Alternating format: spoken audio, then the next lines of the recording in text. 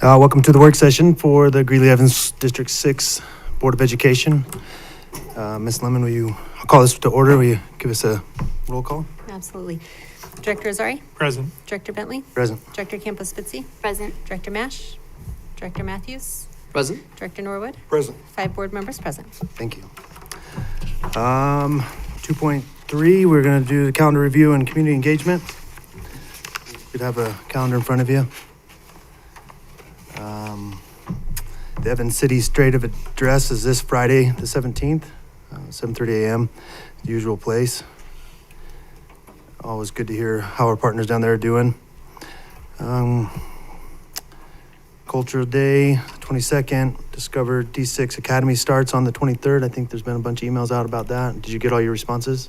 We haven't. So who plans to attend from the Board of Education? We'd like to have some of you here at this first For which one, one? if we could. The Discover District 23rd. 6 on the 23rd. I think I will be out of town that day. I think I signed up to be there. So I should be able to do it. Thank you.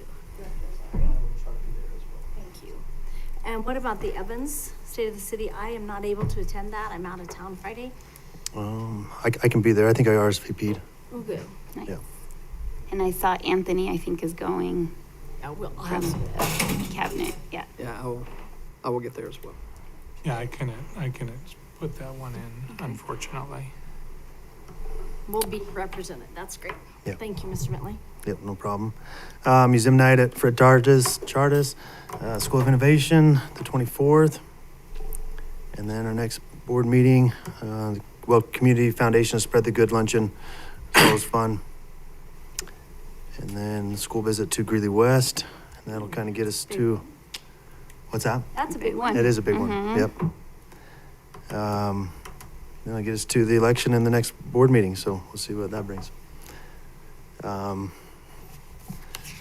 Guess we'll go to board member comments and reports, 2.4. We'll start with Dr. Campos-Spitzy. All right. So first of all, everyone, happy Indigenous Day. I always bring my show and tell, so I'm reading my kids' Children of the Earth and Sky right now, Native American children. It's about Native American kids from the Hopi, Comanche, Mohican, Navajo, and Mandan tribes, and about how they help their families at early ages. So we're doing this and talking about chores. Other than that, I had a few shout outs. We have an online security system called GoGuardian that monitors our kids when they're doing anything online that's like under the district. And so I recently had a parent tell me how quickly this GoGuardian system caught his high school senior, who wrote an essay, a personal essay about something that had happened in their life. And it did have it was a heavy topic. And the father, when he was contacted by the school, he said he was contacted by like 3 different people within a matter of like an hour of like, your kid has written some things and, that are worrisome. He knew exactly where it was coming from because he had talked to his kid about the prompt that he was going to answer for this essay. But he was just floored at how quickly our online surveillance system picked up on some words that could indicate a child in distress. So just a cool shout out for that. Some of these things happen and we don't even know they're happening. And so it's cool to hear about it. Reading and writing. So this is from my perspective as a parent of elementary school kids. So I know that we have this renewed focus on early literacy, on our early grades for reading and math and writing. And I was so impressed with my 6-year-old. She did this over the weekend, and I just thought they were fun colors. But no, she said in her first grade class, they're being taught about paragraph structure. And so green is the topic line, and then yellow is like an information line, and then orange are details, and then more information and more details, and then the final color, red, is like your concluding sentence. first grade, guys. And yes, I do have a gifted child, but she said this was not her GT. This was her whole first grade class of like 30 kiddos. So super proud of that. I was like, dang, that's like high school material. And then this also came from her class, but my 6-year-old teaches my 5-year-old everything she's learning. And they're freaking doing algebra. Like, she's like, Mom, we do this. Like, we do 8 plus blank equals 12. And then we have to answer what the blank is. And so then they were doing this at home. And I was just really impressed. Like, here you can see 8 plus blank was 3 or equals 11, and the answer was 3. And so anyway, just really proud to see that kind of level happening in kindergarten, first grade. So cool.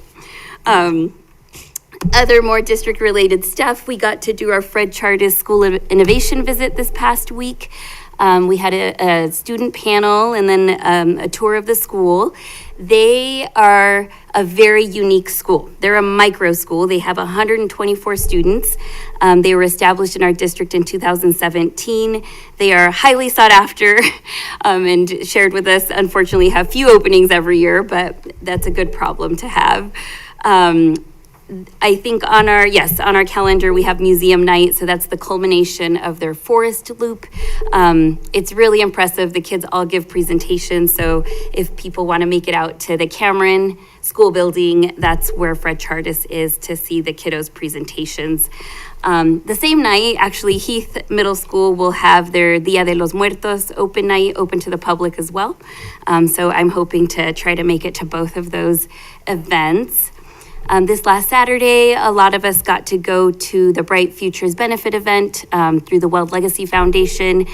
Just a reminder to students or parents who might be listening, the Bright Futures scholarship application is for seniors from Weld County. You can apply. There's a deadline in May 15th, but if you miss the May 15th deadline, you have another opportunity until November to apply, and that second application opened October 1st. It's a very easy application. You just have to be a senior in a Weld County high school and have maintained a 2.0 GPA and do 12 hours of community service. So I encourage you to apply. You can get up to like $14,000 of college scholarship through the Bright Futures program. And I encourage parents and residents in our county to give to Bright Futures. It's a really great way to support our students. I know we'll get to celebrate more of this during the business meeting, but a lot of us got to participate in our big news that we were able to award Mr. Stephen, well, not we, the state of Colorado awarded Mr. Stephen Paulson, one of our high school teachers at Greeley Central, the Colorado Teacher of the Year. And we're going to have a video during the business meeting to celebrate him. And I keep telling everyone, we not only have the best teacher in the state of Colorado in District 6, we, as we all know, have the best superintendent, and we have the best school counselor. Claudia Kessler won Best High School Counselor of the Year, and she'll be recognized at our business meeting as well. But it was so cool. We had the Commissioner of Education come out, Susana Cordova, and just a huge celebration, and so proud for Mr. Paulson. And yeah, let's see. I think those are my things. I talk a lot, but I missed the last meeting, so I had more to say. I don't have a gavel to shut you down, so you're safe. Mr. Norwood. Thank you. Had a chance to sneak out and watch a little bit of wild card baseball in New York. I was hoping Mr. Hanson would be here tonight because I owe him an iced tea. The Tigers did take 2 or 3 from the Yankees, but I think I left that with Officer Corliss. So that was fun. It was a good opportunity, very electric out there. It was really exciting. So came back. I had a chance to go to Dos Rios to the color run with my grandson Madden. Miss Bustrom and her staff put on a great community event there, and thoroughly enjoyed it. Got covered with chalk dust, but it was really a lot of fun. So then this past Friday night, snuck out to watch a pretty good football game between Northridge and Central. I think Northridge snuck that one out as well too. So, and finally, I went to UNC soccer yesterday to watch one of my former students, Sonny Yarnell, play, and then I come to the meeting tonight and I see another former student here, State Representative Ryan Gonzalez. So it's very good to see you. Thank you, Mr. Norwood. Mr. Azari? Okay, thank you, Vice President Bentley. So, yeah, I attended quite a few of the things that Brenda has spoken about. The Prairie Heights celebration, I was speaking with our superintendent, and that was the first school that Dr. Pilch opened up in this district, one of many over the years. And it's hard to believe that it's been 10 years.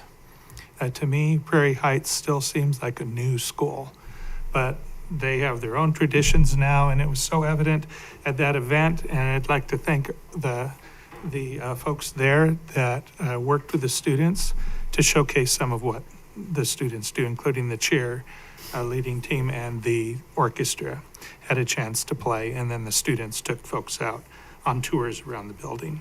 So kudos to Prairie Heights for their success over the years that they've been open. I also attended the High Plains Library District Luncheon. That luncheon showcased a program that the library district has called We Will Build It Better. And it's basically a STEM program in which they have a kit which students can use in order to develop their science, technology, engineering, and they include the arts in their abilities. So, these partnerships that we have with these local organizations really help support kids throughout the community. And that was an impressive demonstration from the library, and I thank them for all their work as it ties into our STEM programs throughout the community.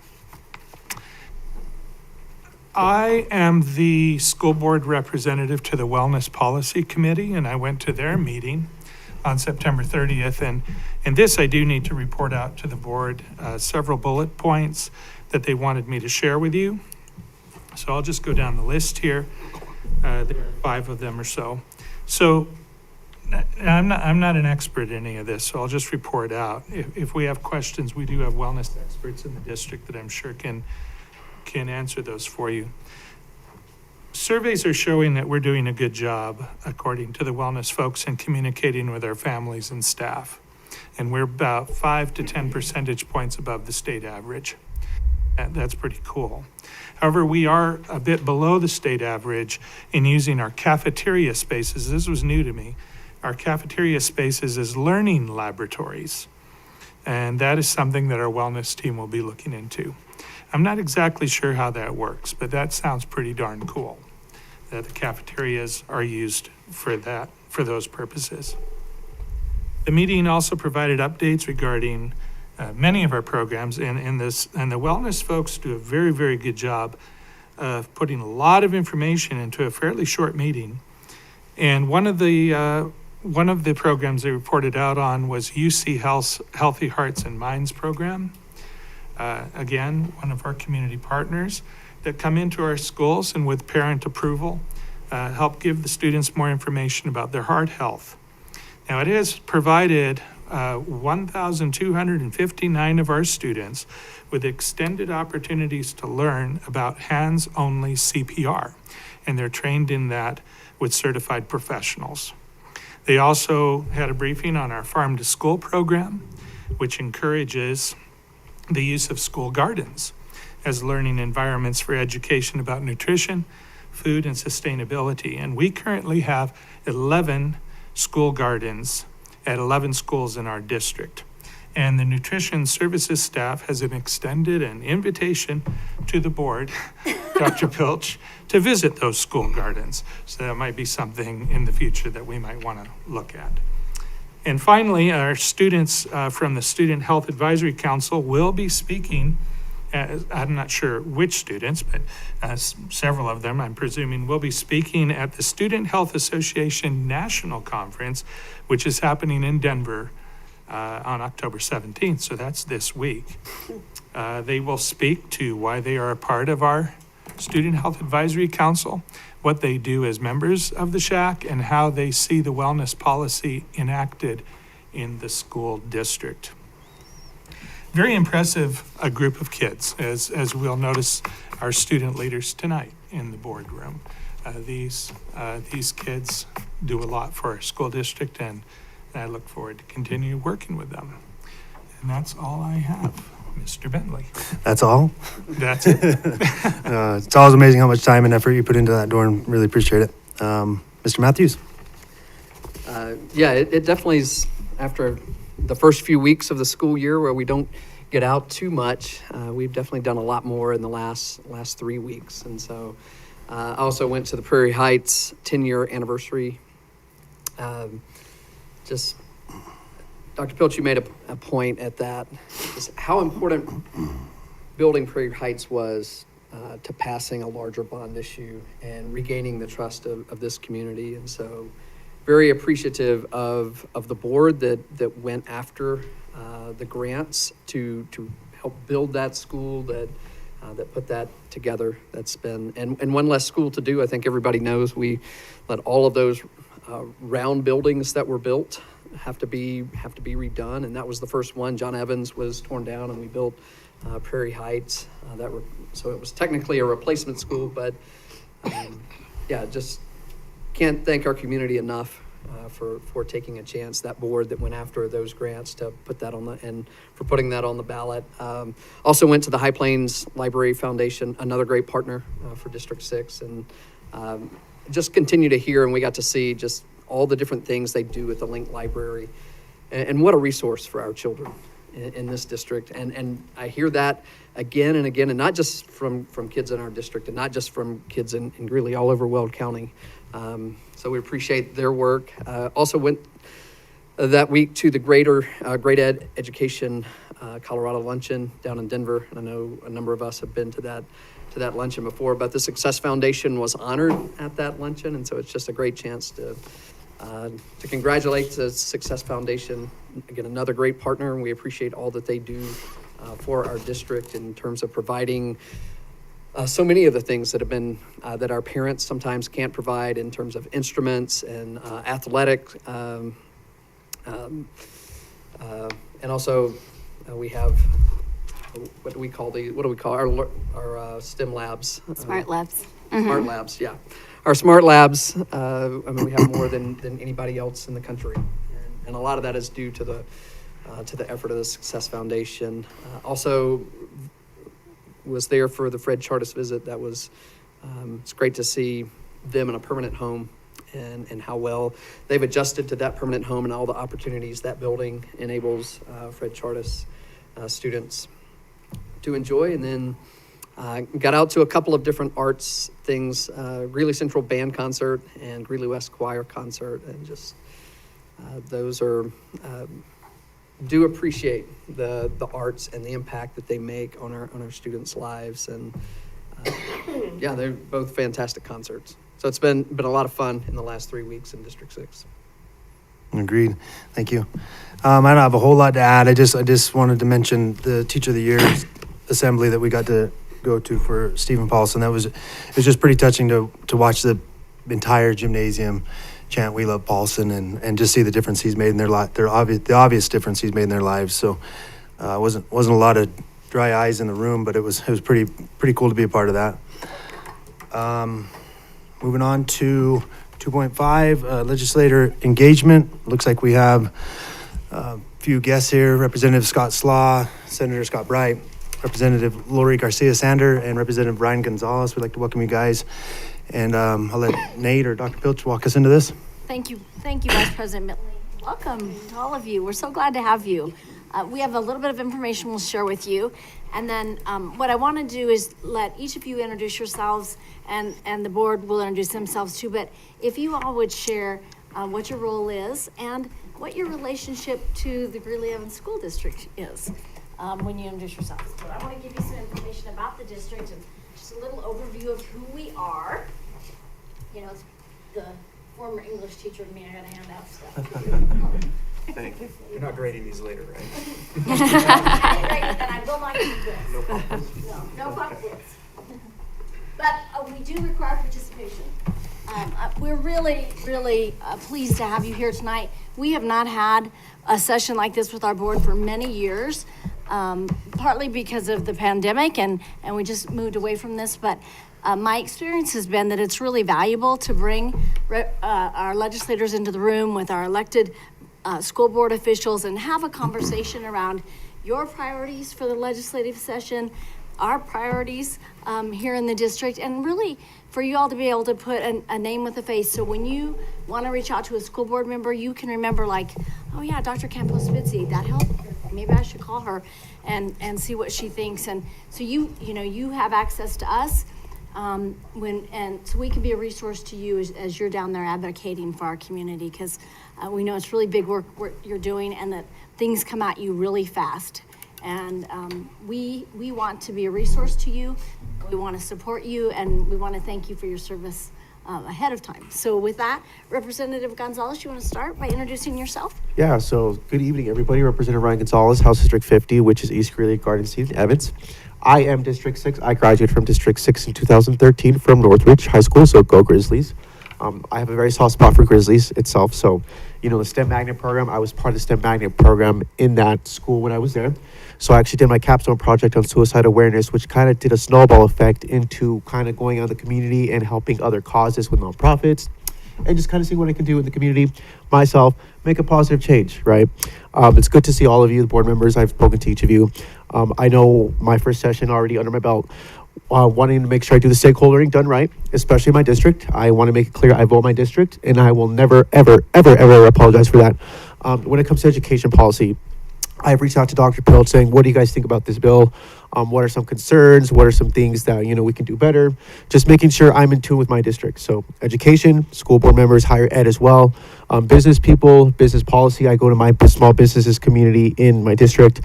When it comes to healthcare stuff, I go to some healthcare people in my district as well, just to make sure I'm in tune with the subject matter experts who are dealing with these policies.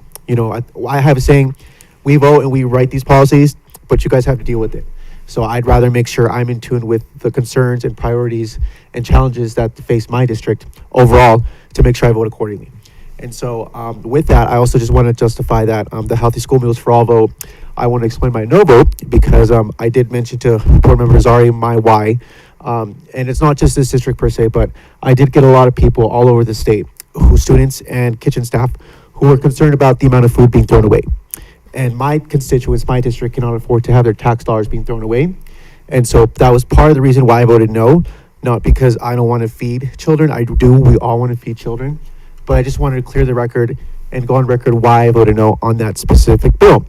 However, I did vote for the School Finance Act, which guarantees District 6, well, not guarantees, but gives District 6 at least $11 more million here down the road, making sure we have the resources, equipment, and just overall support that we need for our students, for our staff, for the board members, for the community. This upcoming session, as you know, the budget. So we will be facing some cuts again.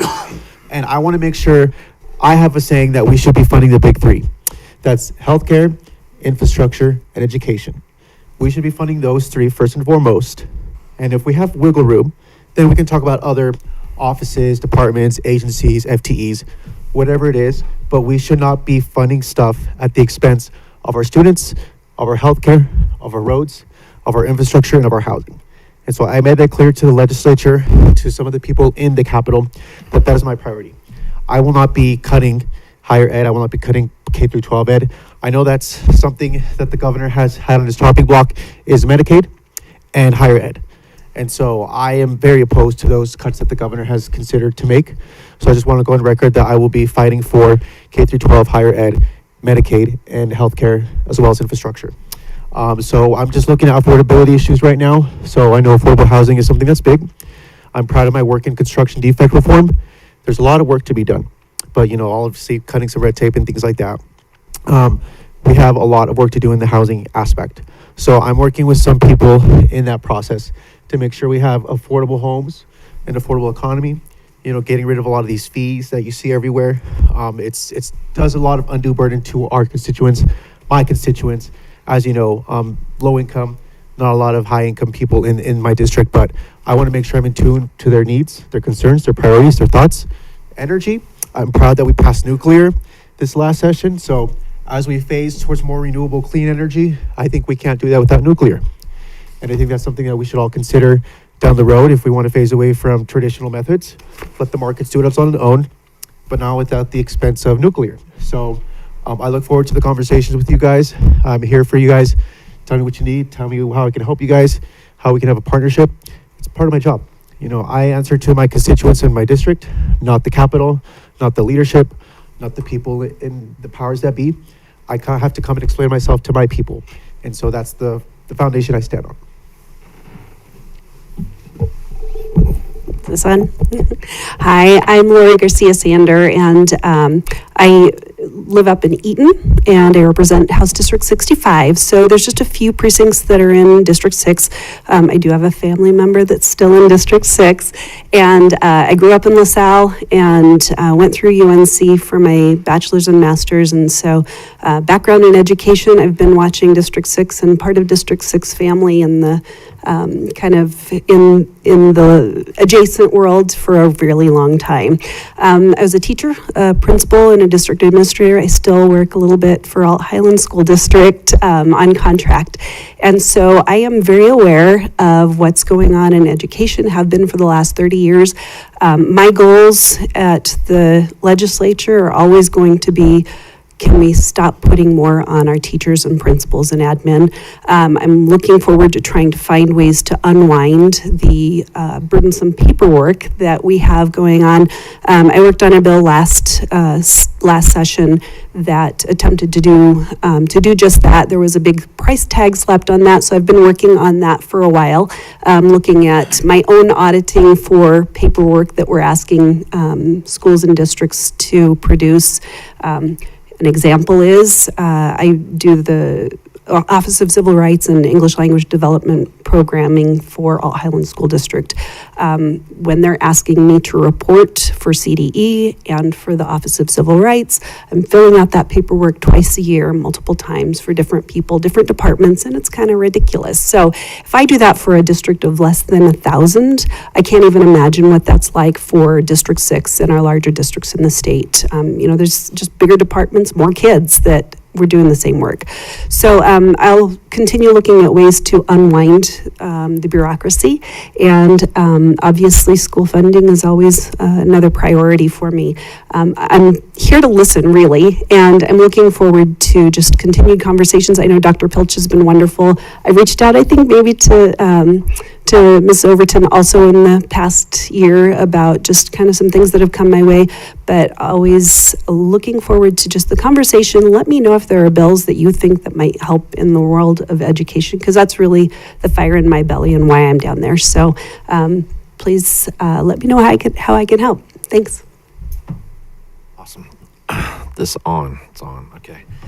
Thanks everyone for having us here today. We really appreciate engaging with District 6. It's the core school here in Northern Colorado, and it is the shining example of how to do it. We really look to you guys as the example of how to do school best and how to best serve families in Northern Colorado. Well, so Scott Bright, Senate District 13, which includes half of Greeley and Brighton and the Highway 85 corridor in between. So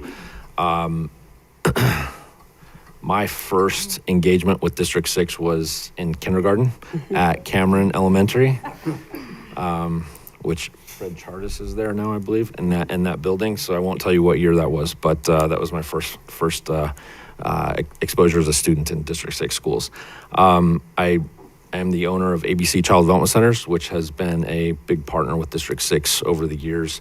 Some of the highlights of that relationship was my mother, previous owner of ABC, worked with Dr. Tim Waters back in the 80s to develop the Colorado preschool program and became one of the first contractors with District 6 for some preschool slots through the CPP program back then.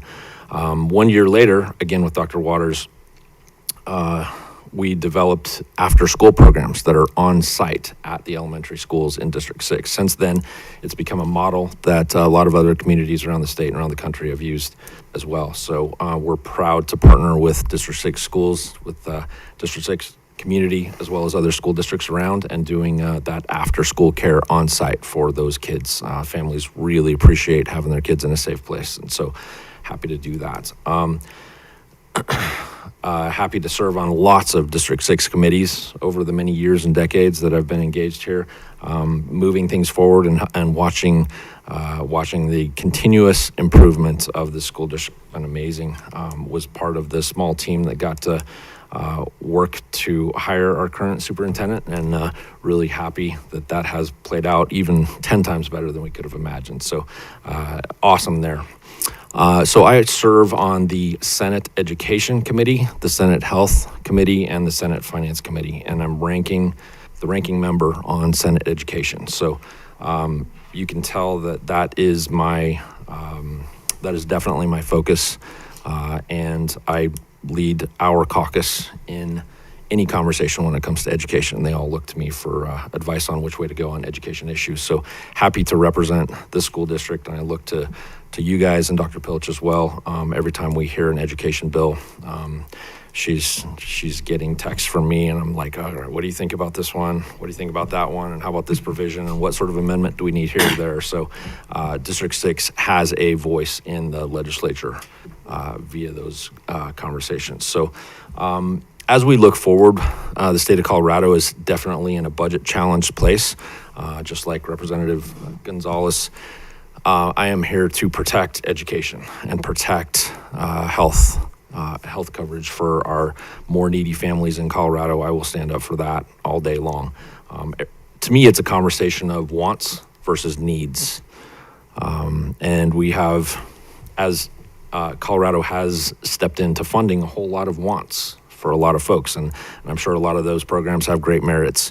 But we really need to focus on the needs that Colorado has, and I believe that those needs are high quality education and high quality health care for those in need. So we'll be focusing on that for sure.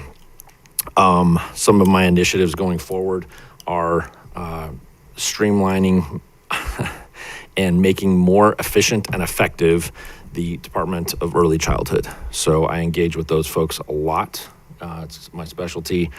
Was part of the different committees and whatnot that brought the Colorado Department of Education to be, and want to see it thrive and to see it be successful.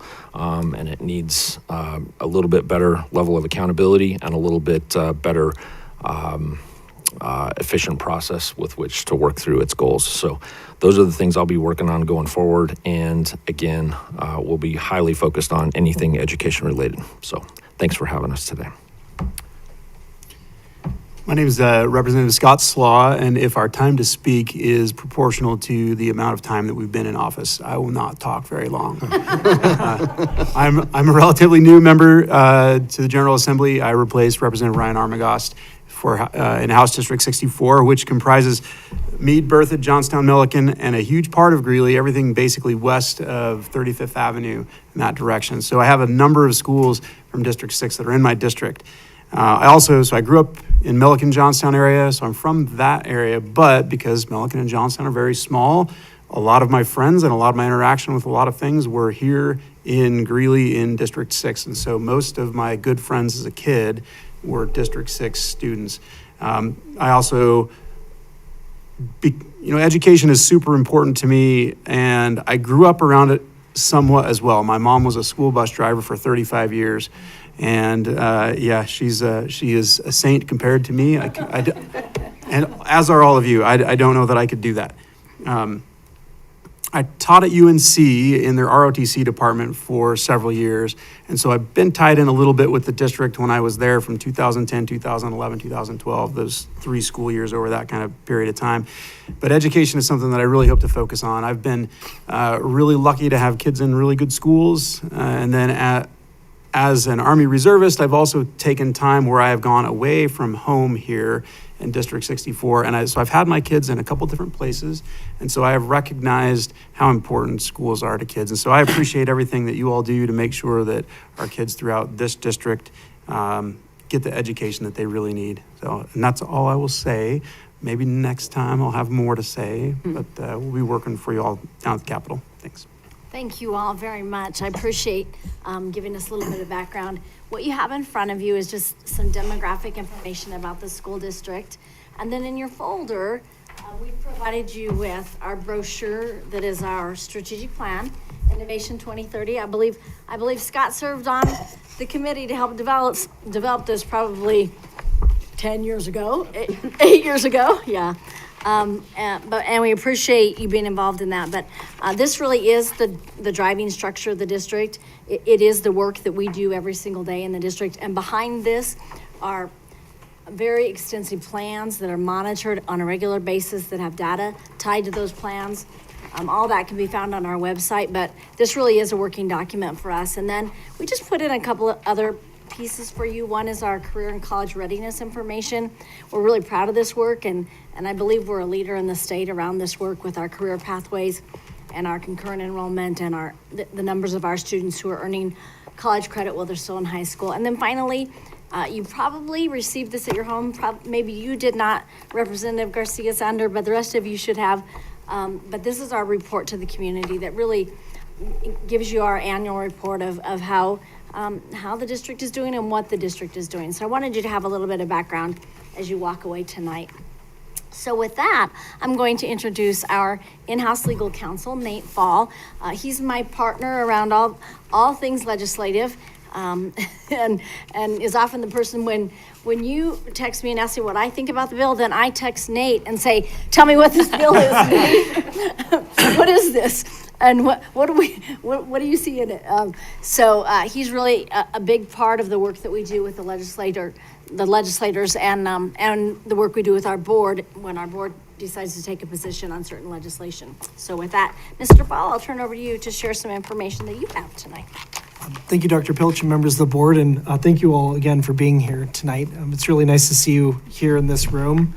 I know that we got to have Representative Gonzalez a few weeks ago, so thanks for coming back. I'm glad we didn't scare you away. So as Dr. Pilch mentioned, I'm more of a boots on the ground liaison when it comes to this school district and our work with our lobbyist, Suzanne Barkis. I actually read the bills and the laws. I know not many people tend to do that, but that is something that I do get to do. And then I work back with the Board of Education in terms of what laws are we seeing out there, what concerns might the board have, and then of course we can always bring that back to you when concerns arise. So the board just asked me to provide a few of kind of the big bucket areas that this board is concerned about for this upcoming legislative session.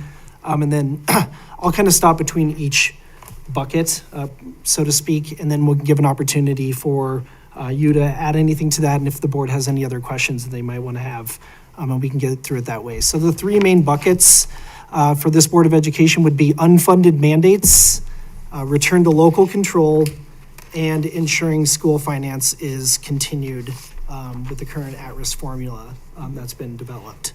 So when we're talking about unfunded mandates, what we can say is generally these are laws with great intentions. They were written for all the right reasons, but they create things like financial strain for us, resource drains, and then increased costs. So in terms of financial strains, oftentimes when laws come in, we're forced to reallocate funds into other areas. We're diverted from staff taking their core duties and transferring them to another task.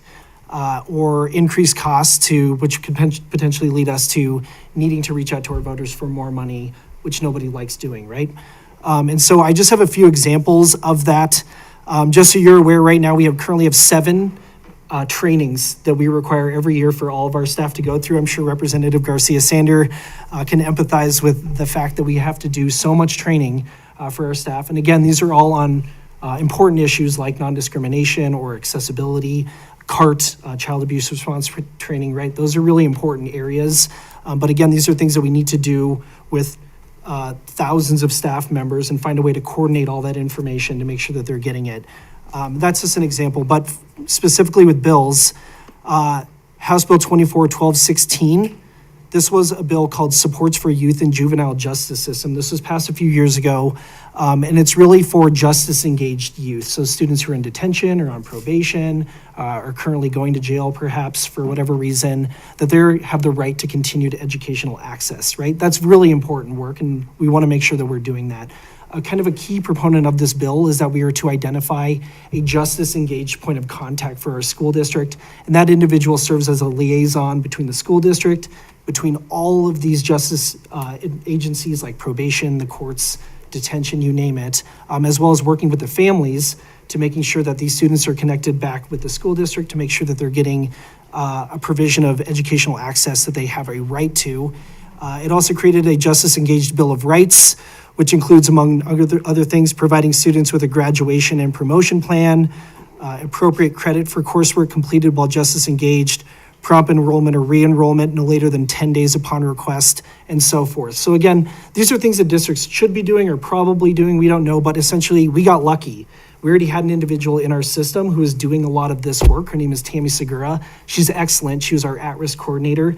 Now she's our Justice Engaged point of contact, and that takes up a significant portion of the work that she's doing. She's having to attend hearings. She's having to talk with families. She's having to connect with probation. She's having to do all this extra work on top of the job duty that she was already assigned, which was a full-time at-risk coordinator for the school district. She's phenomenal. I don't know how she does it and how she finds the time to do all that she does. And we're fortunate, as you can see, we're a large school district, and so we can move around some folks if we need to, but it just adds more onto the plate of the employees that we already have. I know that many of you represent some pretty small school districts, some rural school districts that don't have that same level of access to ensuring that these folks can identify that point of contact and do all that work that they need to do. Another example, last year, Senate Bill 25-276, this is called Protect Civil Rights Immigration Status. Again, it's a great bill. It's important to ensure that we are protecting student information. This is something that we're already doing. I think what was challenging for this bill is that it required kind of policy adoption plus training plus compliance by September 1st of this year. So the bill was passed last May. We have to change basically all of our student information systems to adjust to this new data collection process surrounding student information so that we're not over collecting information. So our student information services team had to make a ton of adjustments over the summer just to make sure that we're up to compliance by September 1st, plus the board policy adoption after we've only had a few opportunities for the board to meet. You can just understand how significant of a challenge it is for us to kind of get up to compliance with a law like that. And then the last example, I don't need to belabor this too much, you've heard enough about it, but House Bill 211110, that's our Colorado law for disabilities. That's our accessibility law. We're not alone. The Colorado General Assembly is also part of this. All government agencies are. But what I can say is that getting to compliance with those WCAG standards has been a tremendous overhaul. I think we've spent, I don't even want to ballpark it, but it's been in the tens of thousands of dollars. And I'm looking at our director of finance just to make sure, just to do an audit of our website. That's in addition to all the vendors that we have to work with. This is an educational institution in 2025. Most of what we use is technology. It's not pad and paper anymore. So all the vendors that we have to work with have to be in compliance with these standards as well, or else we could be subject to a statutory penalty. Again, we're not alone in this, but it has been a tremendous amount of overhaul. Some districts have been fortunate to hire a full-time accessibility kind of guru. We weren't so lucky. Again, we did get lucky in terms of some staff just really devoting a ton of time and attention to getting up to speed with compliance with these accessibility laws. I give a huge shout out to Teresa Myers, our Director of Communications, and one of her directors, Kim Desmond, has become extraordinarily knowledgeable about this law, just on her own time, and she has become kind of the point of contact for the district to make sure we're caught up to speed with accessibility. She's not trained in this. She had to train herself, really. And this is just kind of another example of an unfunded mandate. If I may. Please. So when this all first started to come out, about 2 years ago, the accessibility stuff, I meet with a group of weld superintendents every month. And they're all from much smaller districts than ours because they're all small. And they just were, had no idea how to even approach this. And so they came to some of our trainings. Teresa and her team worked some with Windsor. The superintendent from Eaton came. The superintendent from Fort Morgan came to one of our trainings because they just didn't even begin to know how to implement this with their staffs. And we have the Centennial BOCES, and so BOCES was getting up to speed to help the superintendents as well. But it's I think what we're saying is what we would really appreciate is if you would just ask a question of this sounds like a really important law and a really important thing to do, and who's going to do it? Do they have the resources to do it? Or should we be thinking about additional resources for K-12? And we know there are no more resources if we're going to ask them to do this thing. So that's just what I think we're asking, is to be mindful of that. Somebody's going to have to do that job. Who's going to do that? And if I can interject, I do want to give kudos to Representative Lori Garcia-Sanders. I saw that one of the bills, I forget if it was primary sponsor, co-sponsor, was the tech accessibility liability, so that we're not liable if it's a vendor who is not meeting the accessibility laws. So thank you. Also, I think speaking to your point from earlier, I saw that you did the data reporting requirements, trying to streamline that for K through 12. I just appreciate that. And to Representative Gonzalez, I love that you supported the Protect Civil Rights Immigration Status. I think all Nate is saying is the September 1st timeline was a little small, but I think if as a board we all would have been are in support of that. Yeah, just wanted to clarify. And if I just may add, we do ask those questions in committee, sometimes in our debates and hearings. Representative Garcia Center has a saying, it's like, it's a problem for tomorrow, or it's a solution for tomorrow's problem, or what's the saying you have? But we have those discussions. Of course, as you know, they still pass it. We try to introduce some amendments to make it at least some less burdensome, but the unfunded mandates aspect is something that we highlight, especially all of us can agree is an issue in the legislature, especially when it comes to local control.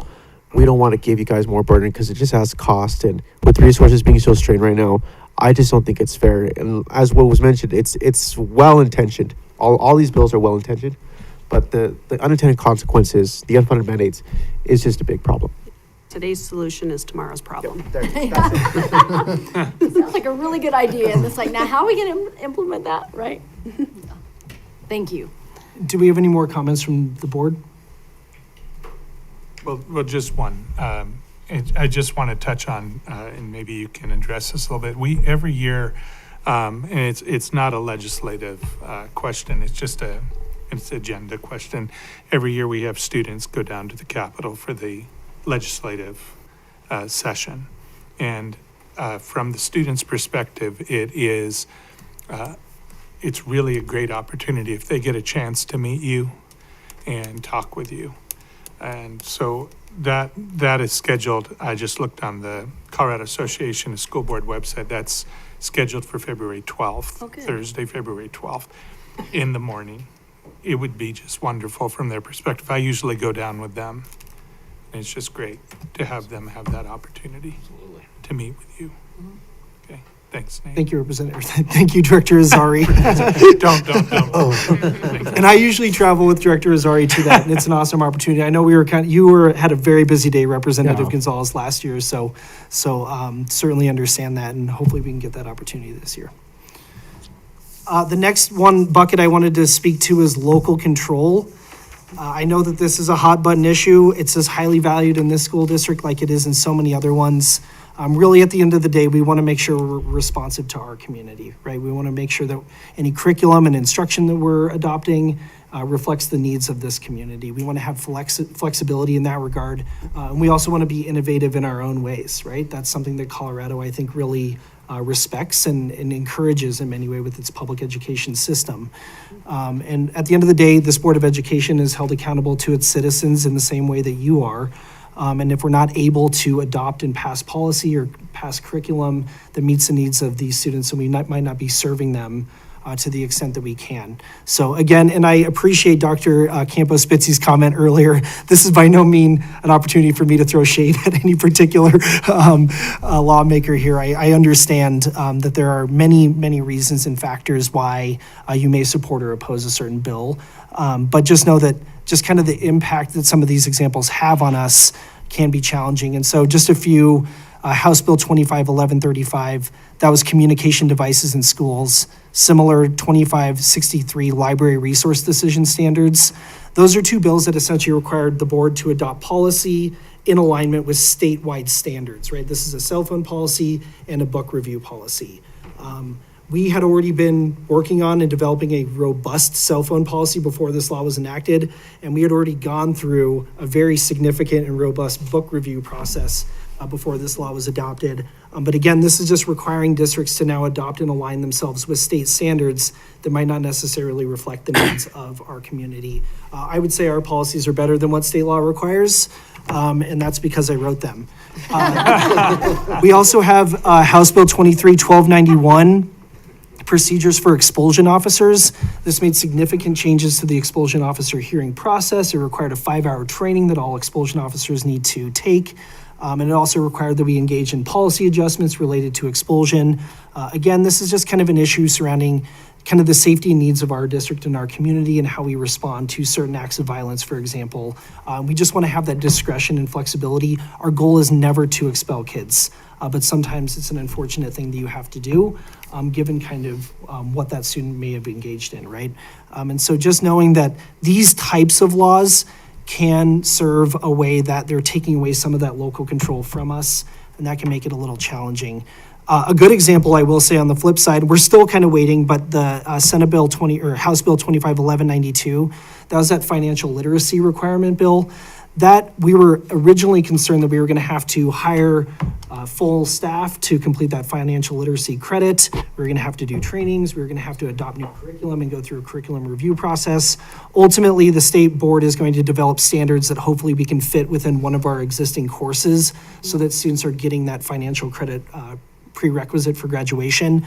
And that's something that we can more work with rather than kind of requiring us to follow these certain standards. And of course, we want students to get financial literacy, right? We want them to get that education, but just so we can kind of adopt it and align it with our own curriculum, I think is a huge benefit. Question. Please. Regarding the cell phone bill and then the other bill that you mentioned. Library resources? Library resources bill.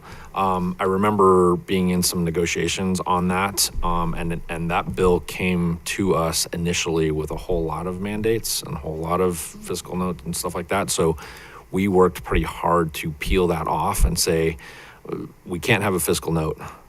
So therefore pull off whatever is requiring the fiscal note, first of all. And then second of all, let's leave this up to local control and say, we understand that cell phone use is an issue at schools. We want to make sure that schools have a policy, because what we're finding is, a third of schools around the state of Colorado just didn't have a policy at all, so they weren't addressing it. And so as I was in conversation with many folks, including District 6, it was like, okay, you guys have a policy, so this kind of already passes through your test. Let's just get those other third of the schools on board with regard to making sure they have a policy. So that was where we negotiated to. I hope that that's satisfactory. Yeah. Yeah, and Senator Bright, thank you so much. So yes, that's exactly what we're hoping that you're able to do while you're down there, right? Because, we'll see a bill that's originally something that we just cannot work with.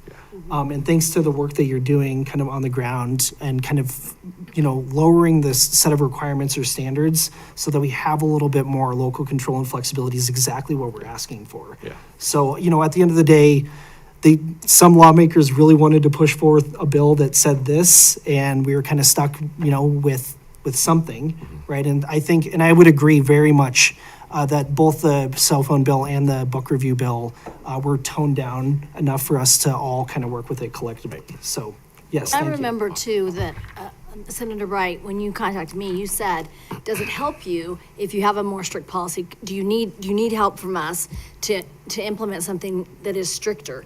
And we had that conversation, and I felt like we were landing in a pretty good place here at the time. And I know that you worked to get that to a place that we could all work with it. Awesome. And I'd prefer that you guys, that District 6 and all school districts be allowed the opportunity to develop their own rules that work for their own communities. And I'm not in favor of the state mandating things, but you can only hold back the tide so much. So we just work as hard as we can to make sure that only the best things get through. And this is a case in point of where we negotiated to an acceptable spot for as many as we could. So Yeah. awesome. And you did have a board who fully wanted a cell phone ban. So we had, the reason the work had already been done here is because many of the board directors were passionate about that work happening. But yes, I'm glad that the other third that hadn't done that yet is now being asked to. And I feel like, to your point, like that is up to you to decide. You need to decide the issues that are going on in your school district. The state doesn't need to be legislating that for you. So, thank you. Thank you. Do you have any other comments? Okay, the last one, and then we can open this up for more of a conversation. You can stop hearing me blab. The last one, and really this is probably the most important one, is school finance, and that kind of continued need to push forward the at-risk funding that was adopted several years ago. I know it's a little awkward, but behind you is a demographic that we wanted to show you just for what this district, these are students that are within each of your jurisdiction, as you pointed out. And this is kind of the makeup of this school district, right? So our percentage of students who qualify for free and reduced lunch is 20% higher than the state average, 8% higher for multi-language learners. We're kind of on par with students on IEPs or students with identified disabilities. And again, same thing with homeless population. Our percentage is really similar to what the state has, if not just a little bit higher. And that's important to think about because the new at-risk formula really provides more funding for these particular students, right? The new funding formula, at-risk funding is kind of at the top, right? And if you can see there, we just have a significantly higher percentage of students who are considered at risk compared to the statewide average. And again, we're the 13th largest school district in the state. That's 23,124 students. So you do the math. That's a pretty significant percentage of students who need support. English language learning funding comes second. Again, you can see that we have 8%, almost 8.5% higher than the statewide average when it comes to multi-language learners. Third is special education funding. And I should have added that homeless percentage is a categorical add to at risk now. So it's just if you are identified homeless student, you are considered at risk. And so we support more students who meet that categorical standard, along with foster and migrant students as well. And then there's also cost of living factor, size of the district, and then the contribution of local funding. But just know that these are the students that this district serves, and these are the students that we need to support. It takes a little bit of extra resources to support these students, and it's just really important to keep in mind. Question. Please. On your data collection there, with the state funding school meals for everyone, has it been a challenge to collect data on free and reduced lunch counts? Yes, yes. Yes, so in addition to not collecting, we were just talking about this before the meeting, in addition to not collecting student information for students who would qualify for free and reduced lunch, we don't do that for food now, and we don't charge fees in District 6. We're a fee-free district, so we don't do it to waive fees, whereas like my former district, we need that information to waive the fee for a student to be involved in extracurricular activities, for example, or to pay their AP test score. So we believe that number is probably 71% or so, actually. And we do still try to collect the form. We do still try to collect the numbers as best we can. But it's a bit of a barrier, but we also get it. So we're working our way through that. And just asking open-ended question, I know that the USDA CSCFP form has been used for a long time to identify the income level of the students within the district. Is there a better measurement tool to identify the needs in this area? I don't know. That's a great question, and I don't have my experts on this here tonight. But Okay. let me get some more information on that. Is there a better way to do this? Yeah. I mean, if the state should be using a different metric. Well, they used to, there was a time where our principals could actually designate it because they had enough information about the family that a principal could say, yes, they qualify, even though the family had not provided that information. I get why that went away. I mean, I get that there's human judgment in there and human mistrust too. So, but let me look into that and with my team and get back with you. Dr. Pilch, wasn't there something about, because, people weren't reliably completing the lunch forms anymore, that Medicaid was going to be used as a substitute? Medicaid is, so, if a family receives SNAP benefits or Medicaid benefits, then they automatically qualify. Got it. Yeah. Thank you. So on the issue of disabilities, I know I was talking to Dr. Pilch about the dyslexia screening bill that was just passed. I'm really working with the nonprofit Center for Dyslexia here in the district to partner with District 6 to kind of see where it goes. So to maybe be potentially first in the state model as to, making sure we attend to these type of needs for our students. We just want to provide an update on that. There's a little rollback on funding for them, but I'm working on getting some kinks there. So obviously working with these public-private partnerships, I think is a way to go as well as an alternative source of like funding per se. So I'm happy to continue these talks and conversations to get these partnerships going. Just to, I think District 6 can truly be a model for the rest of the state when it comes to stuff like that for our students with dyslexia. So I'm happy to provide you an update when the time comes, but we're working out that kink right now. Thank you. Yeah, I think speaking just as an individual board director, not for the full board, I think universal dyslexia screening should happen, right? Like, there's so many kids that we can catch that we're not catching. The problem is really we don't have enough funding to then support them. And so to give a family that diagnosis and then nothing else feels unfair. So it comes back down to that K through 12 funding. If we could be more fully funded, we would love universal dyslexia screening. Yeah. Just today, I was having a text message conversation with our director of assessment about our early literacy testing, all of it, and the possibility of looking to another tool that would also do universal dyslexia screening. Because right now, she's telling me it takes up to 45 minutes or so per student to do that screening, and so that's significant time when you have the numbers of students we have. Are you using Dibbles right now? We do. Are you using the Dibbles For K1 dyslexia too. screener also? Or Yes. Okay. Yes. Yeah. That's the one that takes up to 45 minutes. yeah. And I don't know if there's a Well, better or different one. She thinks there may be that some districts are using, so we're beginning to explore that. Okay. It's all money, just money. That's all it Yeah. is, just money. I'm curious if we're opening it. Yeah, or- please, I'd just open up the rest of this time for the board to ask some questions or comments. So I know, I forget if I think it was early this year that the adequacy study results came out of what it would take to fully fund K through 12 in the state of Colorado and close some of our achievement gaps. I'm curious your thoughts on it. I know it feels like this, like a, crazy dream to be able to fund K through 12 at that level. I think, I forget what the exact number was, but I know there was a B for annual additional funding. But yes, I'm just curious your thoughts on the adequacy study results.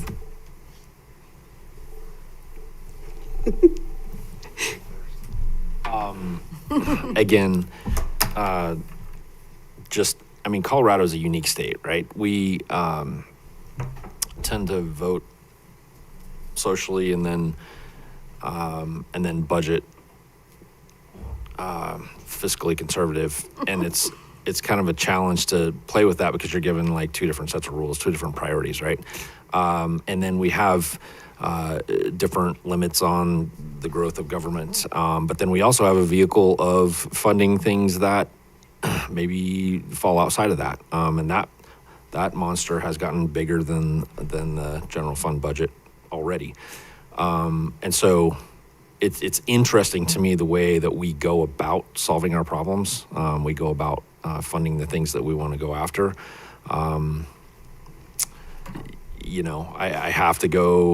I have to side with the will of the voters, and because they consistently at the ballot box choose to keep the size of government limited in its funding. And so it's a challenge to go about then, funding all the things that we need to fund. A cost of living in Colorado, and I hear this everywhere I go, is exponentially higher than any other state that we're at. And so how do we weigh that cost of living versus what we want to pay for the services we want to get from the government? And that's, again, a big push and pull there. It comes back to me, every single time it comes back to our wants and our needs. And I feel like there's probably $1 billion worth of wants out there that we're funding. There's probably $1 billion worth of needs that we have that we're not funding. And so it's those hard discussions that it's not just going to all come in one conversation. It's going to happen in small conversations here and there and here and there.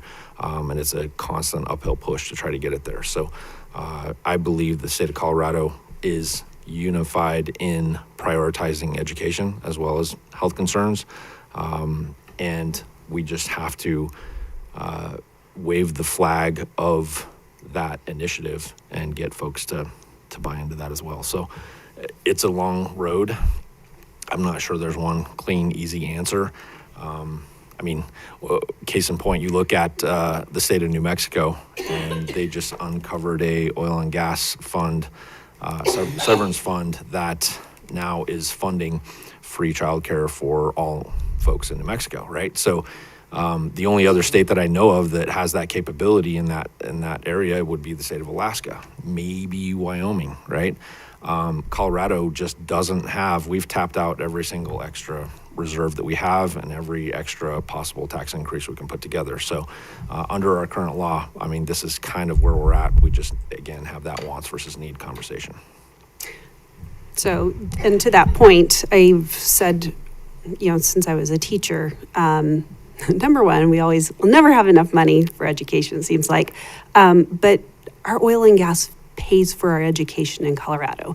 And we really, really need to make sure that, especially from Weld County, that we defend our severance taxes, that we really, I mean, we've got to defend oil and gas in Colorado. It is what pays for our education.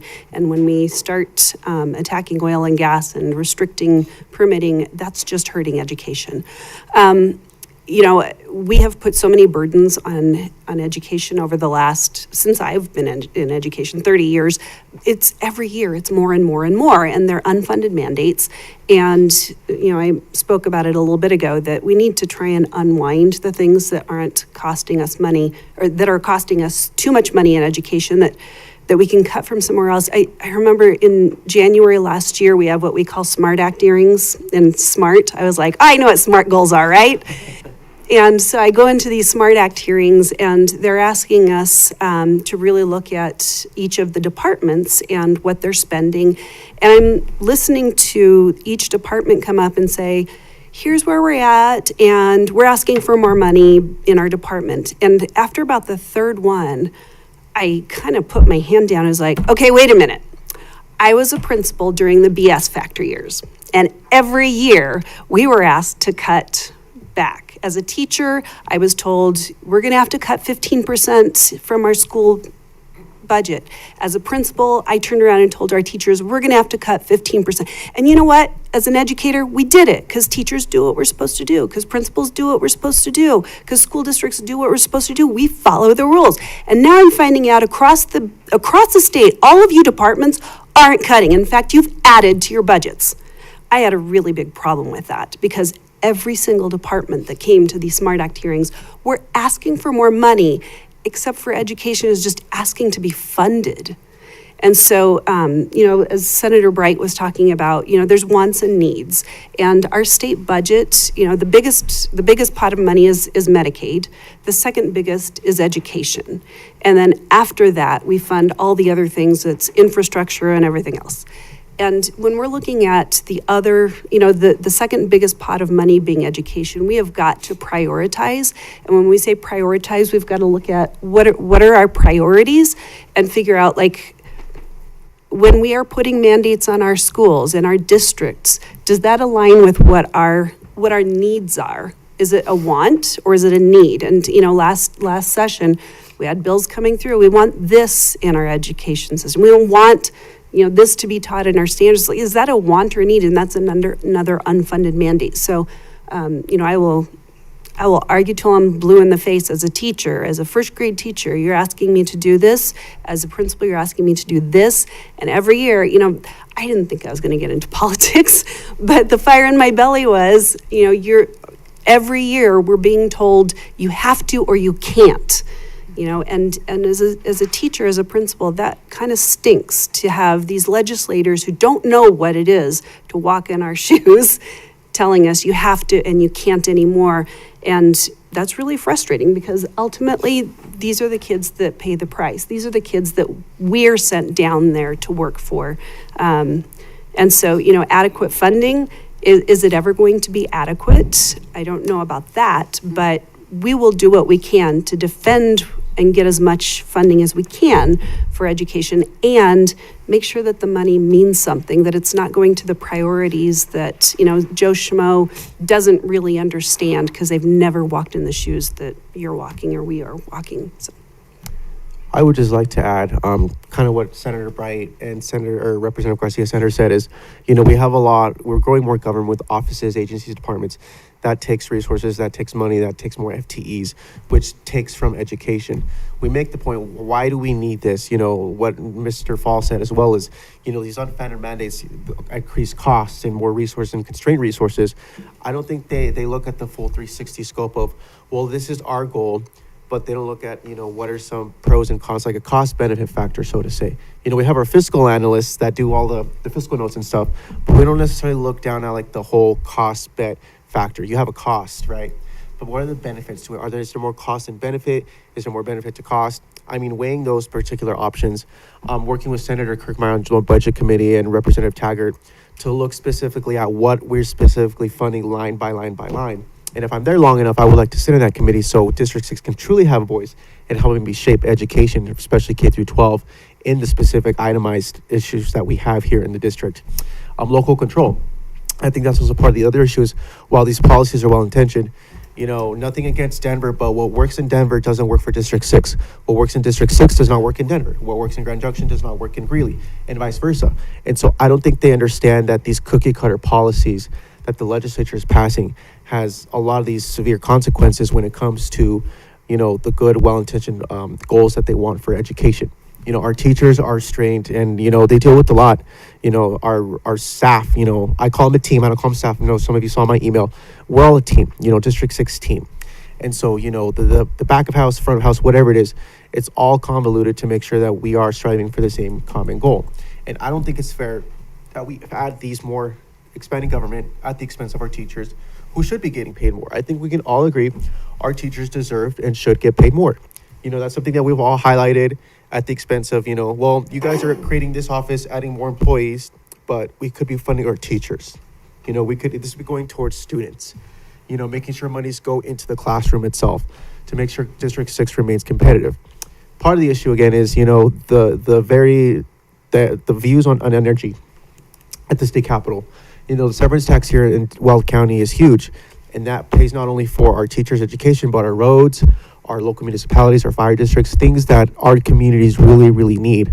But we're literally hurting them when we're shutting down an industry that's vital to our community, that many of the students whose families work in that industry, they go for a job, they're blue collar, and they work in these industries, and they don't feel they have a voice, and they're concerned. We hear about it all the time in the Capitol. I hear it here in my community. They're worried about this view in the Capitol that's so anti-oil and gas that they're concerned, and I think that we should consider, at least we do, making sure we fight for the severance tax, we fight for our jobs, we fight for our industry that's so important here to Weld, because we're sitting on money, essentially, and that money could be used in return to fund our teachers, our schools, our education, even if it's just here in Weld County, each place is different, right? But I think we should use the resources we have here locally. I gotta quit going last. So I haven't worked on any legislation yet. And the thought that comes to me when I think about a lot of the things that the legislators have said so far is something that's important to me just because I spent a lot of time now in the Army doing some things. And I think, I did that to serve America and to protect, values that I believe are independent or are important. And some of the things that were said, it made me think, I think our nation that we live in, it was founded, before it was founded, on a huge amount of individual independence and self-reliance. People came here to be able to provide for themselves and to improve their station in life, not necessarily to just have it easy and to get from others. They didn't want that.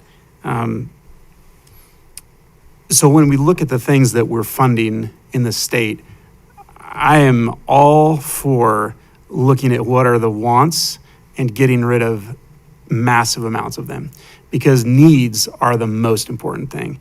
And as has been said many times, education is at the very top of the list, and the top tier of the most important things that we've got to have.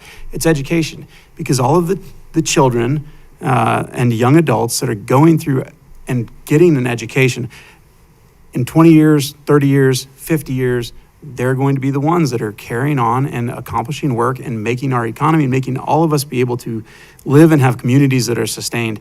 And if they aren't able to get a sufficient amount of education and all the way across all of the different things that they need to learn, they will be behind in being able to do that. So I just, again, I haven't been able to be involved in the legislation yet, but I look forward to being able to this year, hopefully, do some things that will push some of that funding away from some of the extras that, maybe that's nice, but education is just so critical that nobody's going to want to turn me loose with the pen to start crossing things off of a budget and redirecting those funds to education, healthcare, infrastructure, a handful of other things like that, because there'll probably be a lot of programs that people would be disappointed to see go that are great things.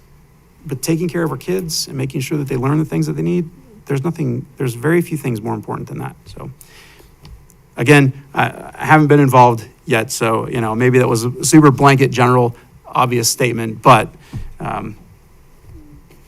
yeah, definitely looking forward to working for education in a huge way.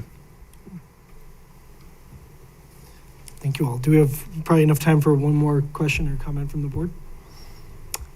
I would just like to say thank you for your support on that funding formula. That has been, will be huge for this district. I remember when we were having that debate in the House and have other districts commenting on the bill and saying, we have teachers that provide food for students, and I just had to chuckle a little bit. We have every school in this district has food pantries. When we talk about 67% at-risk students and 22% multilingual learners, it's not just something here or something there. Those are programs and people. And so I appreciate your support on that. I know you guys did, and appreciate your continued support, as I imagine that debate is not done. Just know that it makes a huge difference to this district. Is there anything that we can do to support you all as you go into this legislative session? As you're about to start the season, what can we do to support you? First and foremost, thank you for having us. Really appreciate just making sure that we have the open lines. I know that, like I said, I've spoken at length with you, and a few of you are in the room before, but just any of you, when bills come up, and we all have different flags around how things might affect your different departments or education as a whole, please do reach out. Again, I think all of us are willing to carry bills for education when you see things that are coming up that might help support, or things, especially when you think, here's a bill that we really need to put some brakes on. The way to help us would be just making sure that you're available to show up for testimony. That matters a lot. Your voices are huge.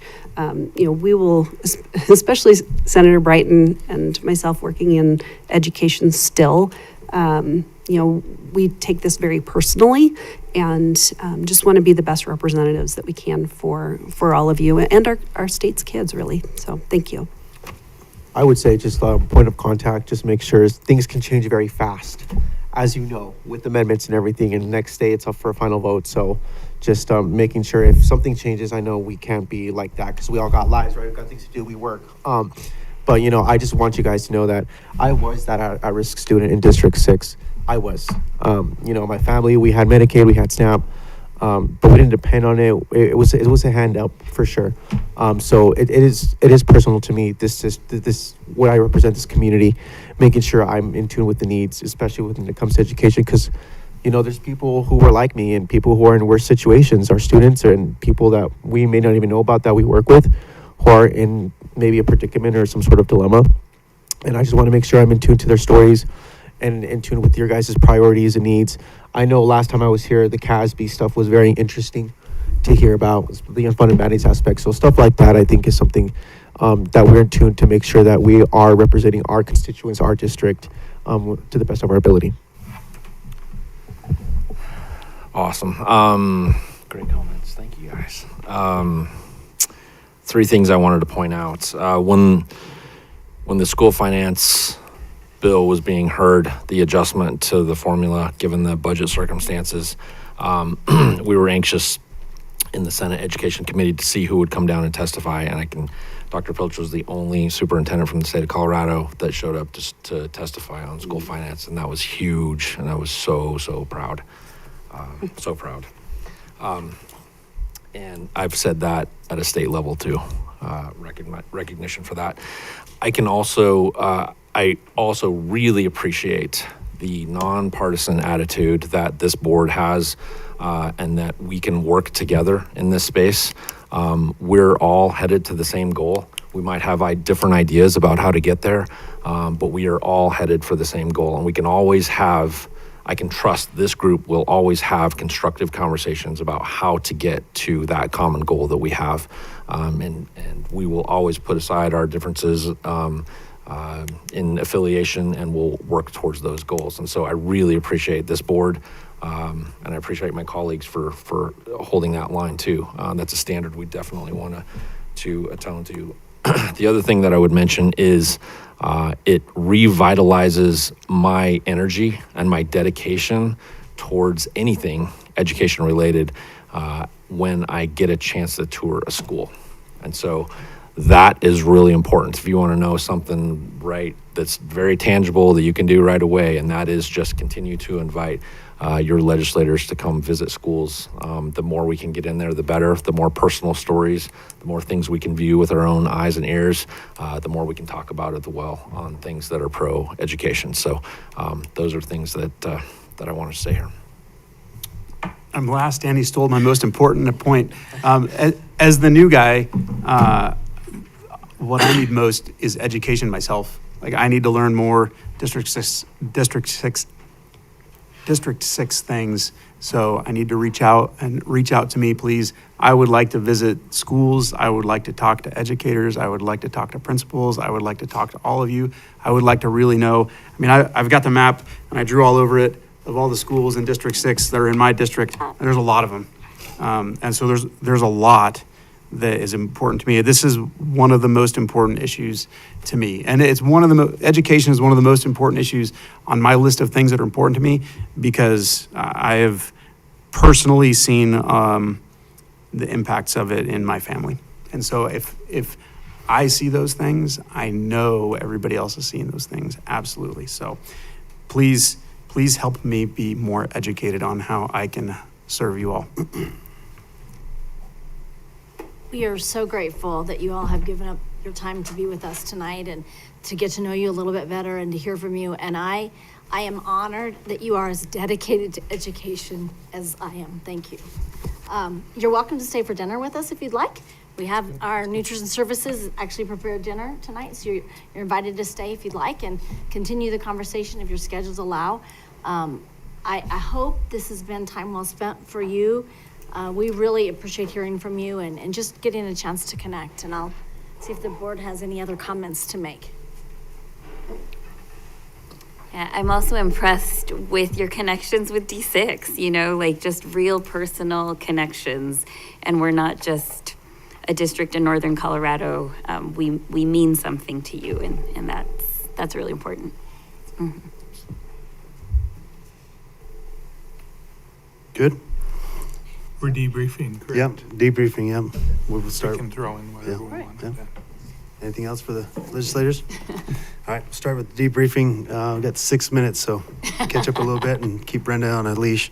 Let's start with Mr. Matthews. Just thank you for being here tonight. We understand we get invited to a lot of different school events. We can't make them all, and know your time is precious. I can only imagine the number of things that you get invited to do, and so thank you for being here tonight and for listening to us.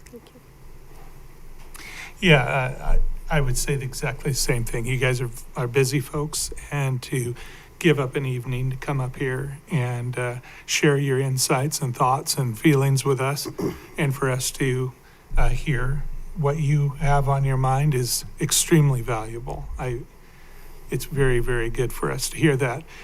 We have a lot of respect and appreciation for our legal counsel, Mr. Fall, and all he does for us in working with you folks. So thanks for that as well, as we continue down this road of taking care of our kids, right? That's what we're all in it about. And they probably are our greatest generator of economic wealth in this state. So we don't lose anything by putting money towards them. Okay, it will come back. So thank you. Mr. Norwood. Thank you again to all of you guys for coming. Really appreciate it as a former educator myself. Thank you for fighting for the school finance bill and for understanding that the greatest investment that we can make is in our kids and our students. Thank you. Yes, and I think I already expressed my gratitude, but it is wonderful to have Scott Bright representing us on the Education Committee at the Senate level, and Representative Lori Garcia-Sanders representing us at the House of Representatives level on the Education Committee there. So thank you for bringing your perspectives. Yeah, just echo everything they said. Thank you guys for your time. We know it's very valuable and you guys are very busy. Just good to hear you guys' perspective. We get Nate's and try to understand a fraction of what you guys have going on, but it really is valuable for us to hear how not only what you deal with and what you have going and what you want to have going, but what we can do to support you guys too. So thanks to Dr. Pilch for putting this together. I know this was pretty high on her wants and wishes for this, but you know, it's nice to hear Scott say the difference that Dr. Pilch made in the Senate down there and talking to you guys. There's a reason she's superintendent of the year, and we're pretty proud of her. So thank you guys, and I think with that we'll adjourn and have dinner. See you guys back for the business meeting. Thank you.